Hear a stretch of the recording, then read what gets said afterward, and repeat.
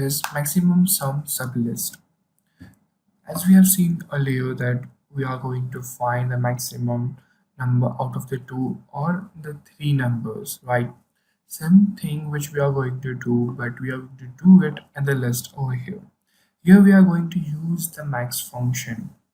So what is the max function is going to do is it's going to find the maximum number in our list using the key. So what does a key means, right? The key is a single argument which is going to categorize or the customize how the sorting is gonna take place over here. So the sorting is gonna take place over the sum as we have seen it over here that it's going to sum up each and every element of our list. After that, it's going to give us the maximum number out of those three and which we are going to store it in the list too.